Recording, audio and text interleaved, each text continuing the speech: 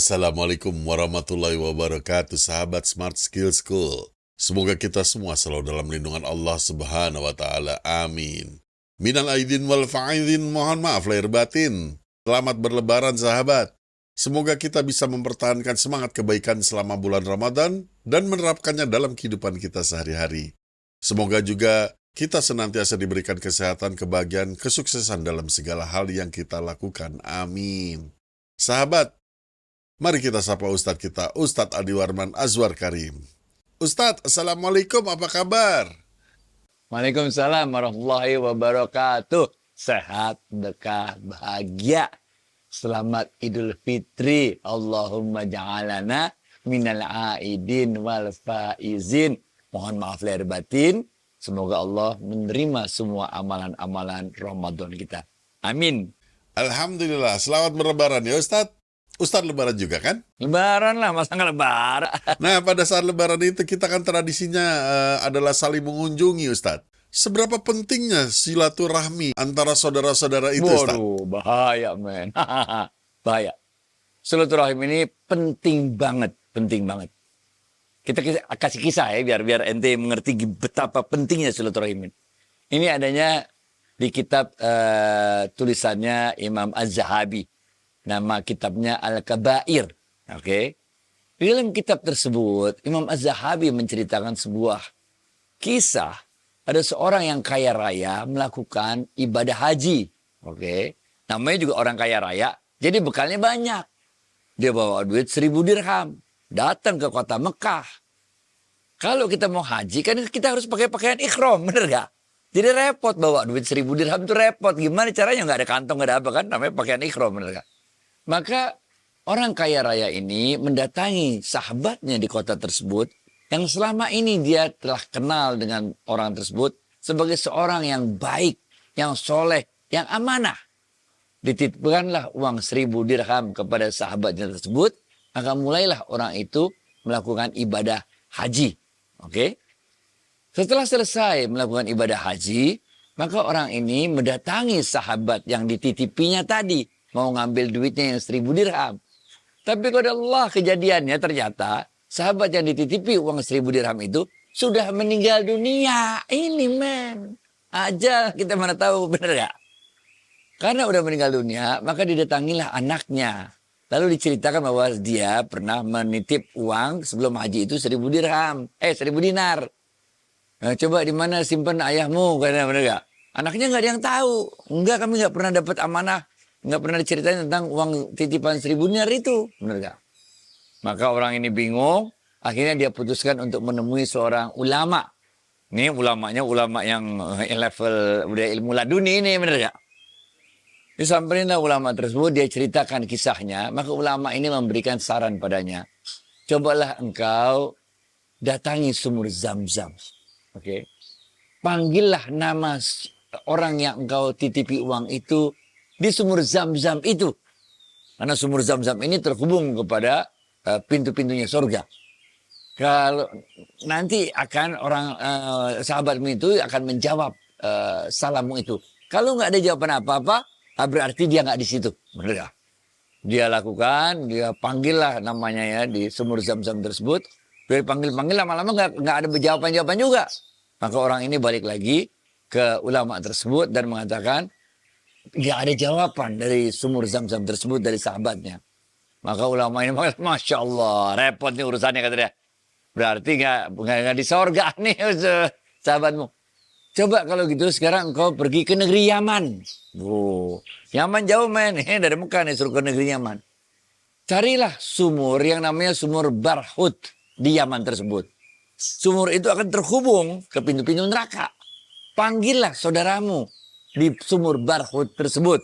Nah, maka dia jalani nasihat dari ulama tersebut. Sampai di Yaman, di sumur Barhut. Dia panggillah sahabatnya tersebut.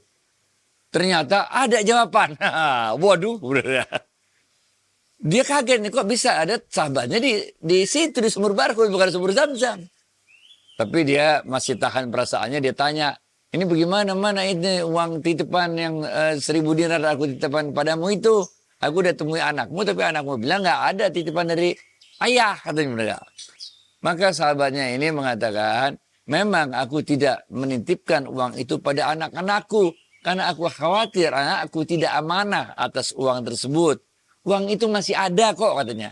Ada di dekat rumahku, itu aku kubur sebelah sana dah. Coba datangnya dah, kubur sendiri. Bongkar sendiri kuburannya, nanti ketemu deh duitnya 1.000 dinar tersebut. Bener gak? Oh oke. Tapi orang ini akhirnya nggak tahan. Dia kepo, dia tanya. Tapi ngomong-ngomong, kenapa ente bisa ada di sini?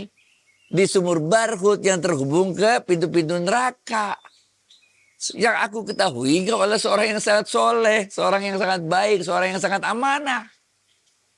Maka sahabatnya itu mengatakan, iya, ada hal yang engkau tidak ketahui tentang diriku. Aku memiliki seorang saudari wanita yang fakir, yang miskin. Kemudian aku usir saudara wanitaku itu tanpa ada rasa belas kasihan dalam diriku. Karena aku memutuskan tali silaturahim dengan saudara wanitaku yang fakir, yang miskin itu, maka Allah menghukumku dengan menempatkanku di tempat ini. Ini men, gelo gak? Ini men, hati-hati. Kita udah jadi orang baik, orang yang amanah, orang yang soleh. Tapi kalau kita memutuskan tali silaturahim, dahsyat men. Rasulullah SAW bersabda dalam sebuah hadisnya, dan tidak akan turun rahmat Allah kepada suatu kaum yang di dalam kaum tersebut ada orang yang memutuskan tali silaturahim. Ini bahaya bos. Jangan sampai kita memutuskan tali silaturahim. Malah Rasulullah SAW menganjurkan pada kita, sambunglah tali silaturahim. Karena silaturahim itu akan memanjangkan umur dan menambah rezeki. Rasulullah SAW juga bersabda, sambungkanlah tali silaturahim dengan teman-teman orang tuamu yang telah meninggal dunia. Kita punya orang tua kita meninggal dunia. Orang tua kita itu punya teman-teman. Itu kita malah disuruh Rasulullah SAW menyambungkan hubungan silaturahim, melanjutkan pertemanan dengan teman-teman orang tua kita. Walaupun orang tua kita sendiri udah meninggal dunia. Oke. Ada satu kisah lagi ya, ini lebih gelo lagi nih, bener gak? Rasulullah SAW, ini para ulama kemudian dari kisah yang akan kita ceritakan ini, para ulama kemudian menyimpulkan bahwa silaturahim itu lebih besar pahalanya daripada membebaskan seorang budak. Oke? Kita kalau nggak salah udah pernah apa belum, pokoknya saya ceritain aja lagi di sini, bener gak? Waktu itu Rasulullah SAW pulang ke rumahnya menemui istrinya Maimunah radhiyallahu anha, bener gak? Kemudian Maimunah radhiyallahu anha berkata kepada Rasulullah SAW, ya Rasulullah, tahukah engkau, aku baru saja membebaskan budak wanitaku. Kata Maimunah laporan kepada Rasulullah SAW. Rasulullah SAW terkejut. Udah dibebasin, kata Rasul. Udah lah. Kok nggak bilang-bilang, kata Rasulullah SAW. Seandainya engkau memberitahuku terlebih dahulu, kemudian engkau berikan budak itu kepada paman-pamanmu, atau bibi-bibimu yang sangat membutuhkan tenaga budak tersebut, tentu pahalanya akan lebih besar. Membebaskan seorang budak memang suatu hal yang luar biasa dalam Islam pahalanya. Tapi membantu paman-paman kita, bibi-bibi kita yang sangat sulit hidupnya karena banyak pekerjaan yang tidak bisa ditanganinya sendiri, kemudian memberikan bantuan kepada paman-paman kita, bibi-bibi kita itu, dengan memberikan budak yang kita miliki, ini pahalanya jauh lebih besar. Dengan menyambung silaturahim, inilah sebetulnya kita mendatangkan pahala atau balasan yang lebih besar dari Allah, mengundang turunnya keberkahan dari Allah. Baik to you, Fit. Masya Allah, ternyata pentingnya jaga silaturahmi.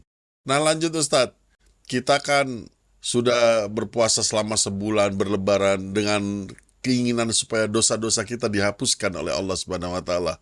Amin. Nah, bagaimana Ustadz tentang dosa yang kita lakukan terhadap sesama manusia? Nah iya, nah ini kalau dalam Islam ya, dosa kepada Allah, ya kita taubat, kita istighfar, benar gak? Istighfar, ada Sayyidul Istighfar, macam-macam lah. Pokoknya istighfar, taubat kepada Allah, dosa kita kepada Allah. Tapi dosa kepada sesama anak manusia, sesama anak Adam, itu kita harus minta maaf kepada orang tersebut. Benar nggak? Nah, di Indonesia kadang-kadang kita itu mempunyai tradisi untuk saling bermaaf-maafan di Hari Raya Idul Fitri. Kenapa pilih Hari Raya Idul Fitri? Karena Hari Raya Idul Fitri itu kita pada ketemu silaturahim. Pas silaturahim, pas kita maaf-maafan gitu. Sehingga ini menjadi tradisi di Indonesia. Dosa-dosa kita telah gugur selama bulan Ramadan. Karena kita puasa, man shoma Ramadana imanan wahtisaban ghufira lahu ma taqaddama li dzambik. Man qoma Ramadana imanan wahtisaban ghufira lahu ma taqaddama li dzambik. Siapa-siapa yang berpuasa bulan Ramadan karena iman, wahtisaban, betul-betul jaga agar tidak rusak pahala puasanya, diampuni Allah dosa-dosanya yang telah lampau. Waktu siang hari, waktu malam hari, man qoma, siapa-siapa yang melaksanakan sholat malam di bulan Ramadan karena imannya, wahtisaban, betul-betul jaga agar tidak rusak pahala puasanya, diampuni semua dosa-dosanya yang telah lampau. Jadi dosa kita udah hilang semua. Tapi dosa sesama manusia masih ada. Itu sebabnya muncul tradisi halal bihalal. Maaf-maafan, maafkan aku, maafkan engkau. Maaf lahir batin, ya gitu. Asal usulnya itu, benar gak? Kalau sekarang ada beberapa saudara-saudara kita yang tidak menyukai untuk bermaaf-maafan di Hari Raya Idul Fitri, enggak apa-apa. Yang penting maaf-maafan. Bener gak? Ente mau maafan di tanggal 1 Ramadan, 2, 3, 30 Ramadan, 29 Ramadan, 1 Syawal, 2 Syawal, 7 Syawal, berapa Syawal, terserah. Yang penting maaf-maafan. Jangan sampai karena kita nggak mau ada ritual, ada tradisi maaf-maafan di Hari Raya Idul Fitri, malah kita nggak pernah maaf-maafan. Maaf-maafan boleh kapan aja tapi nggak pernah, bagaimana? Kalau nggak ada tradisinya, kadang-kadang kita agak kagok, bener gak? Coba aja dah. Tahu-tahu ujuk-ujuk nggak kenal apa-apa, nggak ada angin, nggak ada hujan, tahu-tahu kita bilang maaf lahir batin ya. Kan orang bingung, ada apa maaf lahir batin? Nah, coba ya sama bini dah di rumah coba, habis sholat wajib jamaah. Terus kita bilang sama bini kita, istriku sayang, maaf lahir batin ya. Bininya kan jadi bingung. Emang habis ngapain bang? Bener gak? Abang mau ngapain? Apa nih yang jangan sembunyiin? Ayo jujur ngomong. Pening jadi berantem. Kita mau maaf lahir batin, jadi malah berantem, dicurigain kita ngelakuin sesuatu, bener gak? Ini ada dalilnya, bos. Waktu itu Rasulullah SAW mengatakan, sebentar lagi akan datang seorang penghuni surga. Datang orang tersebut. Besoknya Rasulullah SAW mengatakan, bentar lagi akan datang calon penghuni surga. Datang lagi orang yang sama. Sampai 3 hari kayak begitu. Sehingga para sahabat bingung, ini orang siapa sih? 3 hari Rasul mengatakan akan datang calon penghuni surga. Dia lagi.